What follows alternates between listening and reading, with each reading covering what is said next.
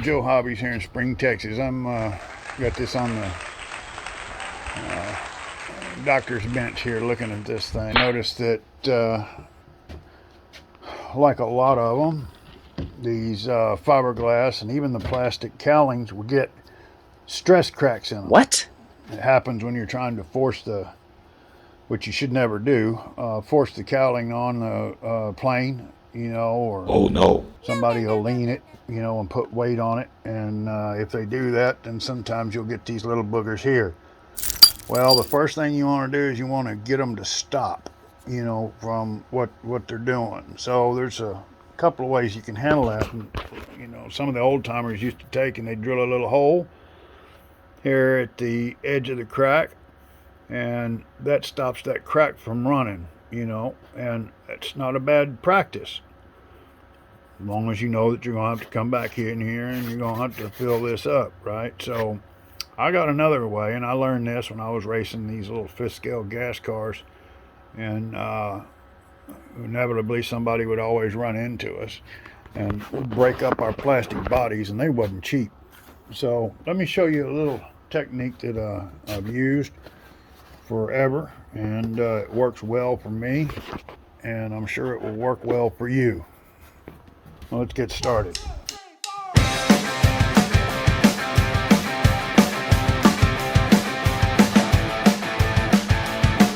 Okay, so there's two products that I know of that you can use, possibly more. This here is a,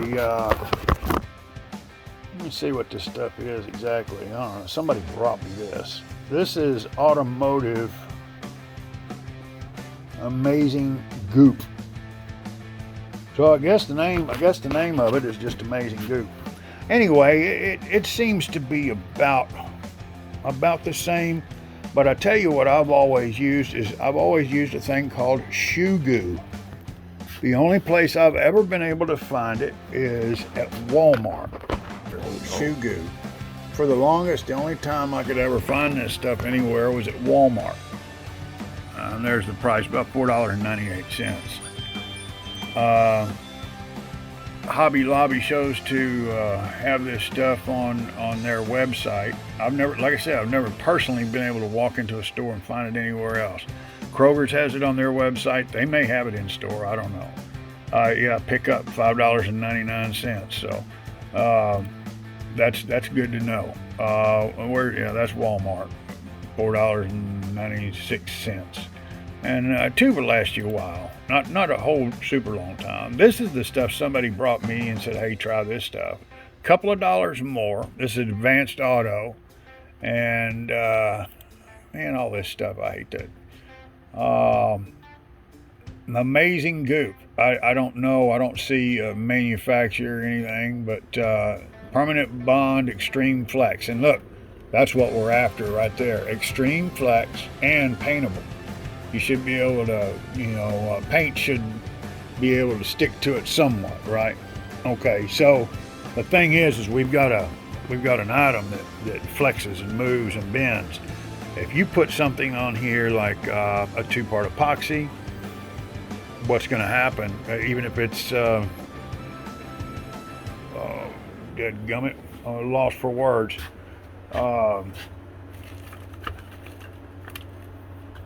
JB Weld, even JB Weld's rigid, and if you've got something flexible and you've got something rigid, they're going to come apart, or something's not going to work right. So the whole point of the shoe goo stuff is it moves, it's flexible, and it stays flexible even after it dries. So now the other thing you're going to need is this stuff right here. Okay, that is the drywall tape, and some people call it fiber tape, and it kind of looks like a screen wire, if you will, and that stuff there is just fantastic. You can't tear it, it doesn't really rip, you almost have to cut it. So I'll cut small strips like this here, depending on my area. Sometimes I'll make like a butterfly cut. A butterfly cut will allow you to come right up to a sharp corner or something like that. It's real clean. These little triangle pieces, I don't throw any of them away. I use them all. If it's a tight bend, I'll even do stuff like this and just leave a couple of strands there in the center. So you can get real creative with how you cut this stuff to make an application, you know. So this one here is pretty much cut and dry, big flat surfaces. So on this one side, you got a crack starting here, and that'll just keep going. It's never going to get better, and it's never going to stop. Uh-oh. So what I've done, let me take you inside here. So what I'll do is I'll put some shoe goo down and I'll spread it out. And because this is tacky, it's got a little bit of tape, glue on the tape. See, I can actually put that in there and I can lay that in place and hold it down there, and then I can come back and put a dab of shoe goo over the top of it and then start spreading it in and come back in, and I crisscross them because this stuff is directional. Okay, you can't pull it one way or this way. This way it'll pull, and you know, north and south it won't, east and west it will, and at 45 it will. So you want to crisscross your patterns. So layer, layer, layer, and build it up. Just get your credit card and just come in here and spread that stuff out. Now, one thing you want to make dadgum sure of to make this stuff last. You see this little corner I've got right there? That right there will create a problem for you in about 3 or 4 or 5, 6 months. What'll happen is that little area right there, stuff will start getting up underneath it. This stuff here is dry, a little bit dry. It should be a little bit more liquidy, but stuff will get up underneath it, and that'll start to grow, and you'll find it starting to want to come off. It won't, on something this size, it'll never come all the way off, I don't believe. But you just don't want that to happen. You want to make sure that you've got shoe goo going all the way over and off of your product. You see, I'm a little dry in this area, I think. Yeah, a little bit there.